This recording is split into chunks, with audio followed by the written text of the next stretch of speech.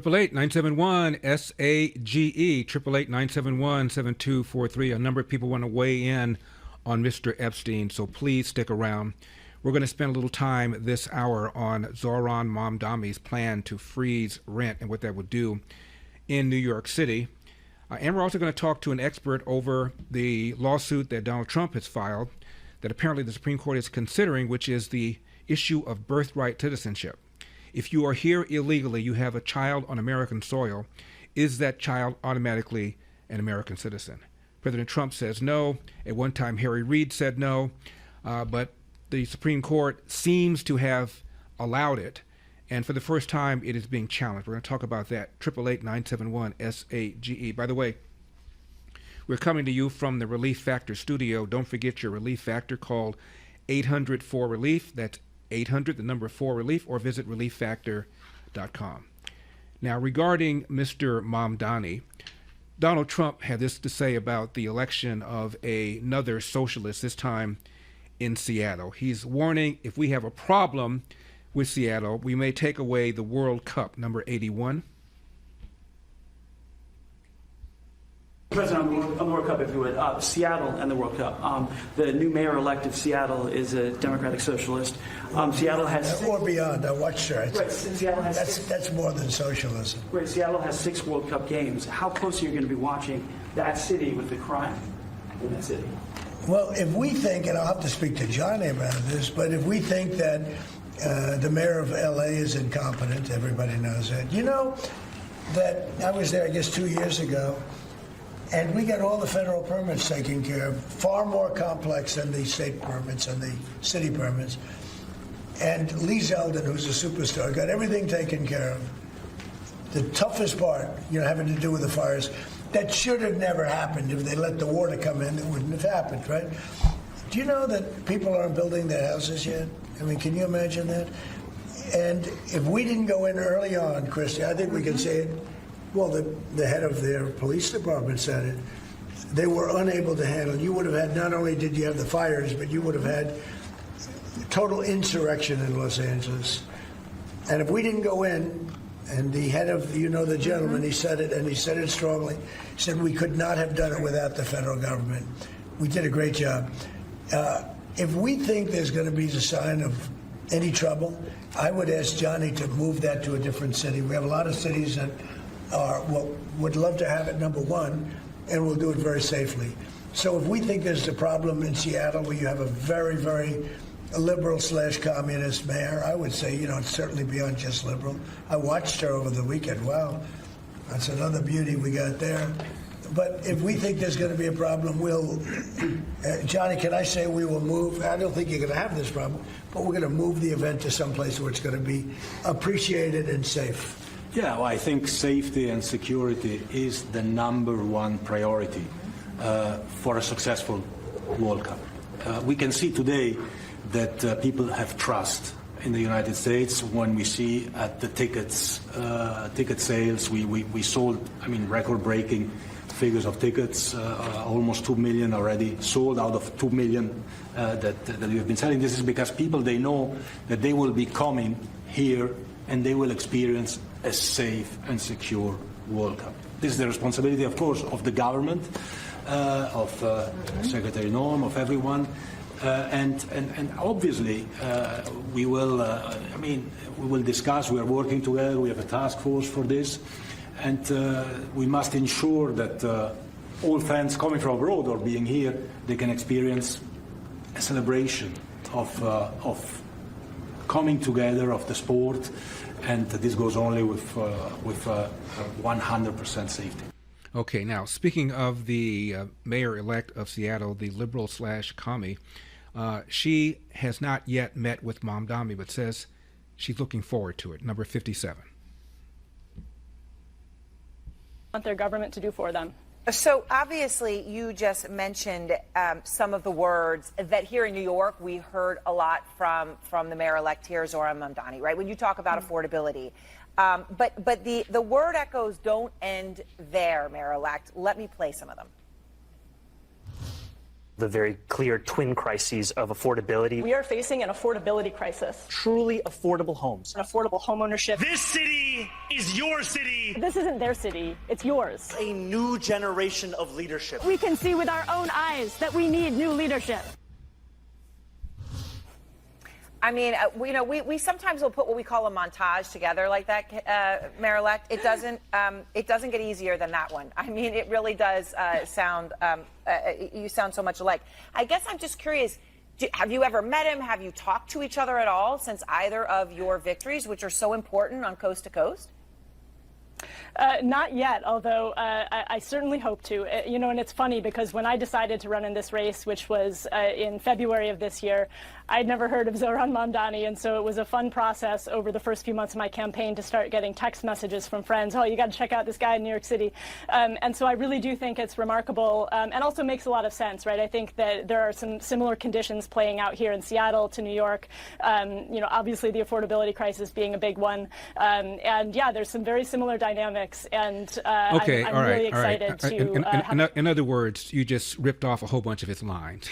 Here's what Senator John Kennedy said about the Seattle mayor-elect, number 66.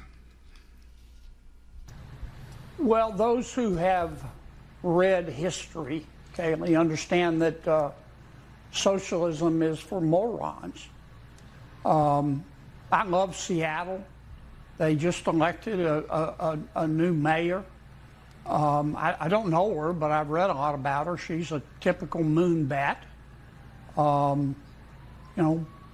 She's a community organizer, probably eats tofu and organic broccoli.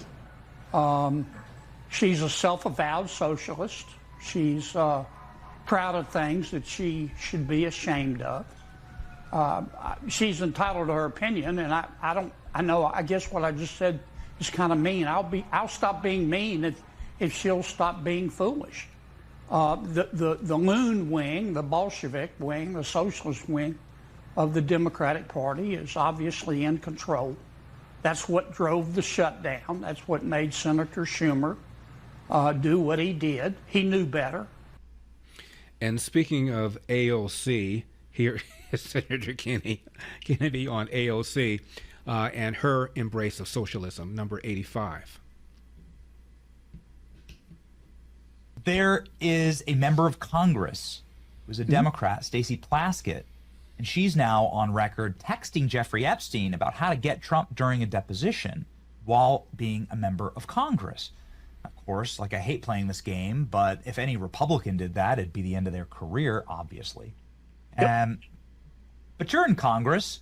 This seems like a pretty bad activity. Well, it is bad. And she needs to explain it. And we need the records to see the context of it. I mean, that's just, I don't know how many times I need to say it. That's why we need to do the full Monty. And I understand the president's position. In his heart, he says, there's nothing here. That's the reality. But perception is reality in politics and in government, especially when the American people, they trust so few people in the federal government. And frankly, if they saw it from the inside, they would trust even fewer. What do you see from the inside? Are we going to look at? Are we going to see Senate leader AOC soon? You going to have to serve in a Senate under AOC, Senator? She going to take Schumer's seat? Well, here's my prediction. Congresswoman Ocasio-Cortez wants to be one of three things: Speaker of the House.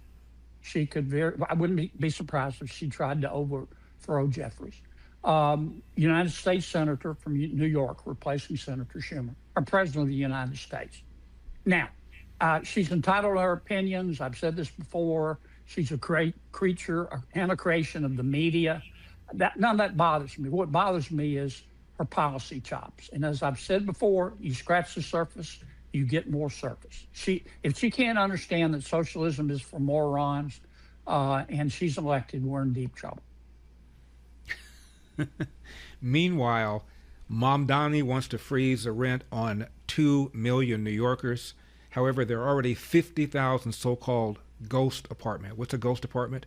It's an apartment where the landlord refuses to rent it out. Why? Because he can't get fair market value for the apartment. So therefore, no interest in upgrading it, no interest in putting it on the market, no interest in selling it. It's only going to get worse when you freeze the rent on 2 million more New Yorkers. What a moron, to use the words of Senator John Kennedy. Coming up, Donald Trump is challenging birthright citizenship. We're going to talk to an expert. 888-971-SAGE. I am Larry Elder. Do not leave town.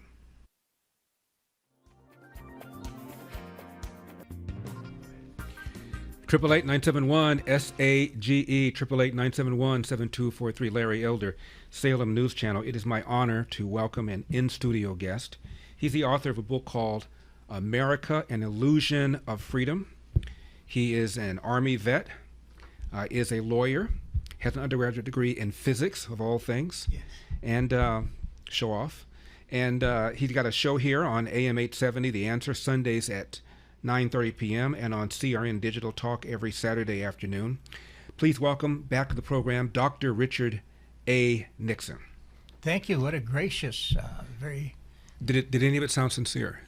Very much so. I got to ask you about your name. Yes. I'm sure you get teased about that all the time. Talk to me about that. Well, I do, but I don't know why I should, because as time has gone on, Mr. Nixon is kind of not the worst. Now they're even saying that, Watergate wasn't that bad compared to what's happening today and what the Democrats, if you will, did last administration. So I've had to defend myself on occasion. In fact, I have to admit I'm a Republican. I'm a Republican. I'm a lawyer, and my name is Richard Nixon. So I've been fighting with those three devils all my life. Well, about your feeling that, in retrospect, what happened with Watergate is increasingly, in the minds of a lot of people, minor. Is the same position my father had at the time. My father's a lifelong Republican. He thought it was no big deal. Yeah. He said, so some people went into the Watergate and broke into this guy's office. It doesn't appear that Nixon ordered them to do it. No, that's right. He covered it up. He said a lot of people would have covered stuff up like that. He should just say, I'm sorry, and move on. Yeah. And my mother was just outraged by that. My mom was a lifelong Democrat. She thought Nixon was evil personified for no real reason, right. Other than he just had a personality and kind of a demeanor that she didn't like. Well, you watch the debate between Richard Nixon and JFK, the first televised debates ever. Yes. And on radio, Nixon won. Of course. On TV, Kennedy won because he was more handsome and wasn't sweating. Absolutely. But if you look at the issues, they both didn't want to raise, neither wanted to raise taxes. Right. They're both Cold War warriors. Right. One was positioning himself as more hawkish against the Soviet Union than the other, and that was JFK. So the differences were relatively minor. Absolutely, and you see the same thing is happening today with the President Trump, because a lot of people I've said, what about Trump and all the things he's done so far? Don't you appreciate? I don't like that orange SOB. Yeah. Because he's orange. Yeah, I get that's that. the only rationale they have. Doctor, I get that all the time. The other day, somebody called up. I said, all right, close the border in 30 days. Yeah. People are making more money adjusted for inflation in the 10 months than before. Absolutely. He got the hostages released and the remains released. All of a sudden, now we're not paying a dime for Ukraine anymore. Our allies are paying for that. He's gotten our allies to pay 5% of their GDP for NATO. I said the price of eggs has gone down. Oh, gas yes. prices at 4-year low. Do you give the guy credit for anything? Guy calls up. He's a bad person. Yeah. Well, listen, the same thing is true with the tariffs. Now they're saying because he's wanting to lower prices on wine or bananas or beef and so on, that shows that his tariff idea failed. No, it doesn't. What it shows is the flexibility of the tariffs themselves. You can't change income tax once it's in the hopper, so to speak, but you can tweak the tariffs. Absolutely. So this is exactly what he intended to do. If he overreaches with a particular country, and as far as trade goes, he can always tweak it to their favor and so on. That's exactly what he's doing. Right. Now that brings us to the issue of birthright citizenship, yes. Doctor. Trump is challenging it. I believe the Supreme Court is hearing it, correct? We're not sure. Yes, but they had a chance to hear it before, and they ended up talking about nationwide, injunctions. They didn't. They just dropped the ball So, there. so right now, as we speak, they've not granted cert, as it's called, That's to take right. up the case. But we think they may do it. They may or may not do it. Okay, here's my problem. You know that I'm pro Trump all the way. However, you and I may disagree on this. His EO permits a woman, an illegal person, the female, the mother, she can be of any bona fides or no bona fides. She can be the most communist type person on earth if she can somehow meet and find a sperm donor that will call father of that child. They have a citizen. I don't think Trump ever meant for a woman here with no matter what value she had to bear a child that would be a citizen. Let me make sure I understand what you're saying. So you're saying that the EO says if there's an illegal alien female here, yes, and she has a child with a American citizen, married or not, yes, that child would then become a citizen under Trump's EO. Absolutely. Okay. And you see, all the case law, which I was going to present here if we get the time, especially Elk versus Wilkins, says that you must have, we're talking about jurisdiction, and must be political jurisdiction, and that the parents must owe total and absolute allegiance and loyalty to this country. Well, this flies in the face of what Mr. Trump is doing. I don't know that he was properly advised when he wrote that EO. Okay, so let's back up. Yeah. What does the 14th Amendment say about birthright citizenship? Okay, I was going to read that real fast so that I don't make a mistake. It's on page 139 We don't allow mistakes on the Larry Elder Show. Okay, that's right. Yeah. All right. We'll cut your soldiers off if you do that. The 14th Amendment You're not going section. to ask what a soldier is? Never mind. The 14th Amendment, Section 1 states in pertinent part, all persons born or naturalized in the United States and subject to the jurisdiction thereof are citizens of the United States and of the state wherein they reside. Now, here's where the big dispute is between the left and the right. The left says, don't worry about that and subject to the jurisdiction thereof. It means the same thing as you're born here. That's all it means. Well, again, we've got authority that shows that, with due respect, when a judicial officer is interpreting what the Congress or any writer wrote, we must give attention to every single word. What the Democrats have always done is said, don't worry about it, and subject to the jurisdiction is unnecessary. No. That is a big no-no.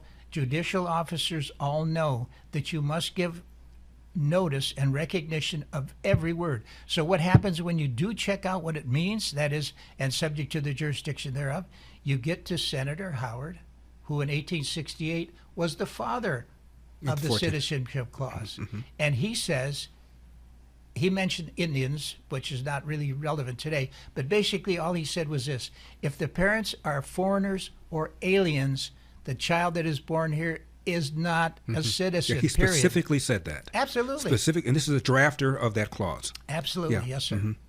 And then the next case, which is So, go doctor, ahead. what's the problem?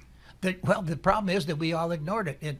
Part of it started with my boy Teddy Kennedy of Chappaquiddick fame. He decided, well, listen, come on, it means the same thing.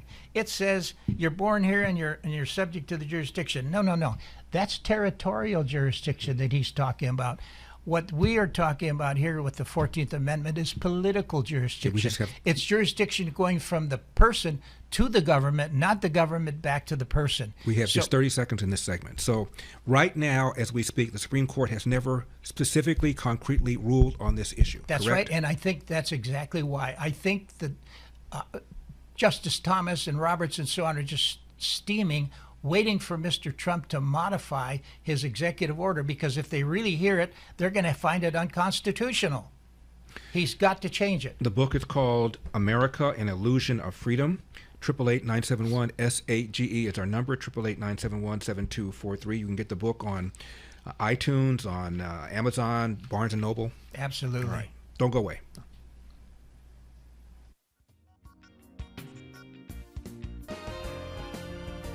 Triple 8-971-SAGE, 888-971-7243. Again, the book is called America: An Illusion of Freedom by my in-studio guest, Dr. Richard A. Nixon. Doctor, there is a distinction between a naturalized citizen and a regular citizen. Yes. Talk to us about that.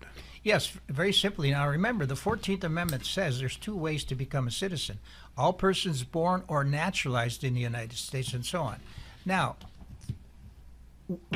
in order to become a naturalized citizen, and again, I have to read this because it's an oath, This is what a person who's over 18 years old who wants to become a naturalized citizen must swear to.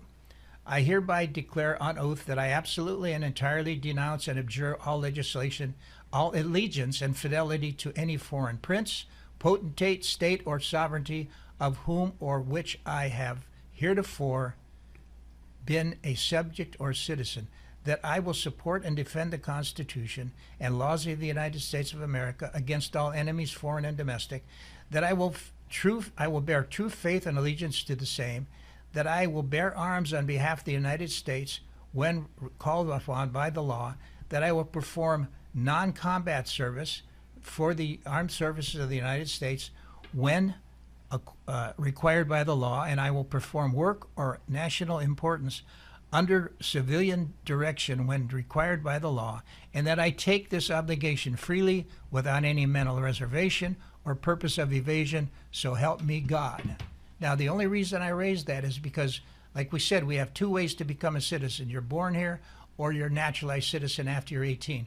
Now, we go through a lot of trouble making sure that the person that we're going to accept through the naturalization process is, for all sakes and purposes, he is a pro-American. He's given up his values from the other country. He's adopting these country. He's willing to fight in this army for us. He's given up a lot. He's alleged loyalty to this country. However, what happens when a child is born here of anybody? It could be a communist agent from China comes over here and has a child. That child's a citizen? Do we think that child's going to be raised as an American citizen or values consistent with our values? No, he's going to be raised like a little commie. So here's the point. What is the solution for that? The solution is that back in the day when we just mentioned about Senator Howard, there are three cases that follow that, 1872, 1884, 1898, that all say the same thing. If the parents are foreigners or illegal aliens, the child being born here does not constitute a citizenship, simply being born here.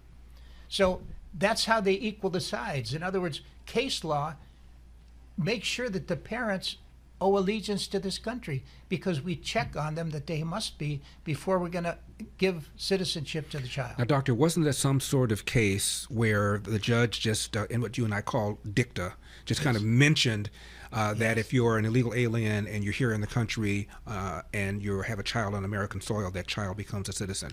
Had nothing to do with the case, but some justice just wrote that, and that's what a lot of people look at. Well, that's right. And again, it was under the influence, as I said, of Senator Ted Kennedy, who was pushing that whole idea that, come on, guys, look, if you're born here, what he was thinking was territorial jurisdiction. In other words, if you're born here, you're bound by our laws. That's what he was thinking, but it's not that. What we meant by and subject to the jurisdiction thereof is that that's the person, the so-called citizen, they owe allegiance to the government. So you see, the jurisdiction goes the other direction. It takes a little, quite frankly, I've been studying this for a long time. It takes a little study to master that, if you will, idea.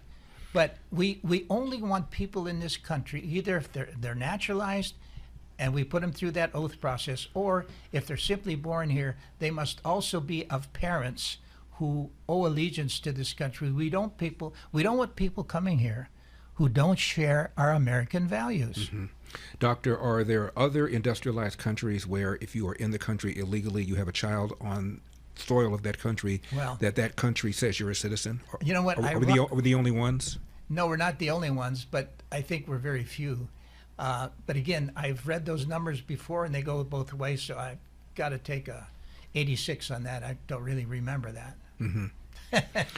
I want to talk to you about how Democrats used to think about the 14th Amendment, specifically Harry Reid, who once said something to the effect of no sane nation would have a rule where if you're in the country illegally and you have a child, that child becomes a citizen.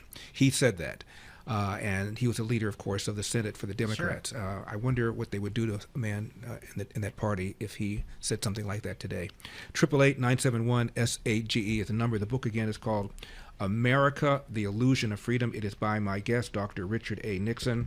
And again, you can hear his weekly show on Sundays at AM 870 The Answer at 9:30 p.m. and on CRN Digital Talk every Saturday afternoon. The book is available on Amazon and on Barnes & Noble and on iTunes. 888-971-SAGE. Do not leave town.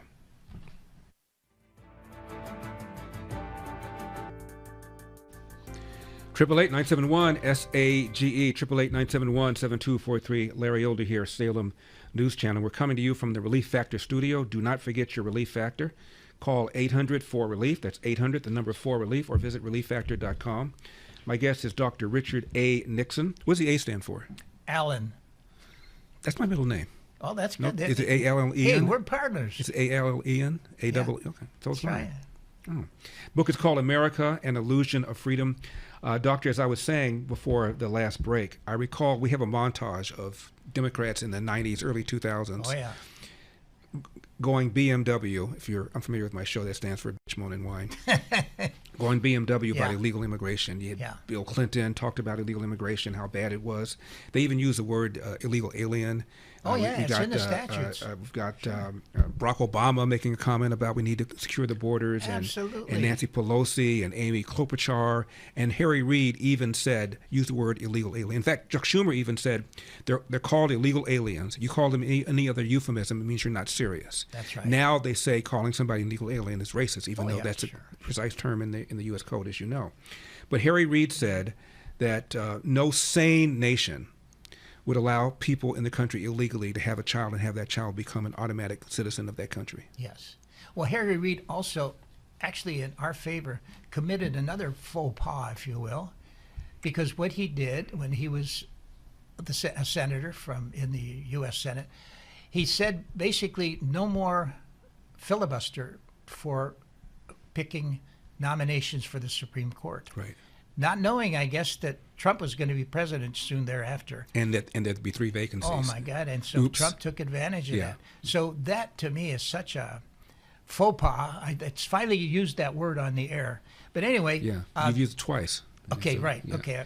After that, they tax you. All right. So what I'm going to do now, if you don't mind, is I'm going to read just part of the Elk versus Wilkins case to show exactly what Trump should be saying and then what he is saying, if you don't mind. Okay. Okay. So this is Elk versus Wilkins case, 1884. And this is about an American Indian who was born on the reservation. And he wanted to vote. If he were a citizen, he could vote under the 16th Amendment. 15th Amendment, sorry. Mm-hmm. He could vote under the 15th Amendment. So he went to court to see if he couldn't be declared a citizen. Well, the Supreme Court was gracious to him, but they simply said, look, you live on the reservation. You still owe allegiance to your reservation. You don't owe allegiance to the United States. Therefore, I'm sorry, you're not a citizen based on birth, but you can go through the naturalization process if you wish. But now here's the magic words now. What this court did, Elk versus Wilkins, U.S. Supreme Court, 1884, basically said this. Persons born here were not merely subject in some degree or respect to the jurisdiction of the United States, but completely subject to their political jurisdiction and owing them direct and immediate allegiance. So Elk versus Wilkins doesn't mince words. It simply says basically, if you don't owe allegiance, that is your parents, don't owe allegiance to this country, you can have all the kids you want here, but they ain't going to be citizens.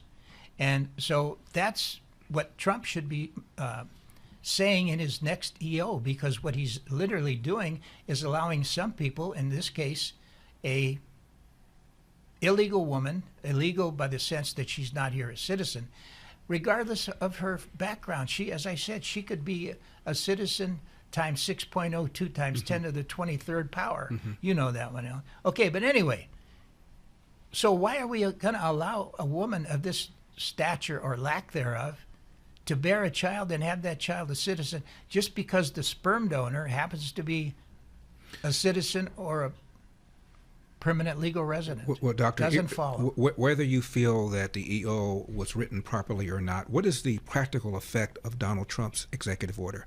That's what I'm saying. He's allowing people from other countries who might have anti-American politics come in here as a woman, have a child with a man here who is a citizen or a permanent legal resident, and give birth to a child who is then a citizen. And that child, obviously, I think, is going to be raised consistent with the mother's political philosophy, namely communism, if you will. We've just had a touch of that in the mayor of New York City. We don't need any more. And all I'm saying to Mr. Trump, please, Please review the Elks versus Wilkins case and fashion your new EO consistent with those words. What I'm asking, I guess, Yes. is since Trump has executed this executive order, Yes. there are people in the country right now who are Yes. here illegally who are Yes. having children. Does the EO have any effect on their status? Well, yes and no. It can be effective per the date that it's okayed. Other people, if you made it through here under the Democrat view, if you will, that everybody born here is a citizen, you're still in. You're grandfathered in, as they say. But anybody from maybe 60 or 90 days from this date, if the child is born then, unless they can pass the standards set out in Elk versus Wilkins, they are not citizens. Assuming the Supreme Court takes up this case, and again, putting aside the executive order written improperly in your view, Yes. let's assume for a moment that they're taking up the case to determine whether or not the 14th Amendment allows someone in the country illegally to have a child on American soil. Right. And the Supreme Court rules along the lines of what you want them to do, that the drafter said that illegal aliens in the country who have children, they're not citizens. Right. What happens to all the illegal aliens who are here who have had kids on American soil? No, that's what I say. Those people are simply grandfathered in. In other words, this law will not become effective until, let's say, 90 days from the when the president signs it or whatever. So those people are fine. We can't undo we those. can't reverse anything. Well, I don't know that he would want to. I mean, that's almost going to be cruel to do that. I think that's what he would be castigated if he tried. So the point is, what he would make the best of a bad situation, a situation that, as usual, the Democrats create and the Republicans have to fix. So what I'm saying is, he would again, his EO here doesn't start for 30 days anyway. But if he did the one that I'm suggesting, give him 90 days. And anybody anybody who was become a citizen prior to this date is grandfathered in. After this, the new law. We just have 20 seconds before this next break. Have you contacted anybody in the Trump orbit to tell them about the EO and how it should be drafted? I haven't, Larry, because I don't have the connections. I don't know who to contact. Here's what I've done, and it's kind of silly. I get a request for a contribution from Trump or his sons or whatever, and I say, after you recognize my book, I'll do that. And they ignore me, of course. Now, you've probably heard the Relief Factor commercials where someone says to a spouse regarding his pain, "You don't understand. It's gone." Well, Sharon told us that's exactly how she feels. She says, "Relief Factor has helped me so much. I plan on taking it for the rest of my life. I am a walking, talking testimony. I've told you about my brother Kirk, the difficulty he had in the morning going up and down the stairs. He finally followed my advice, took Relief Factor. After 2 weeks, he calls me and says, 'Bro, this stuff is working.' If pain is holding you back, maybe it's time you found out why so many people like Sharon, like my brother Kirk, and me make Relief Factor part of our daily routine. Try the 3-week quick start today and see how it works for you." The Larry Otis Show has been promoting Relief Factor for a long time. People ask me, "Do you take Relief Factor?" The answer is every single day. Call 800-4-RELIEF, 800 the number 4-RELIEF, or visit relieffactor.com. That's relieffactor.com.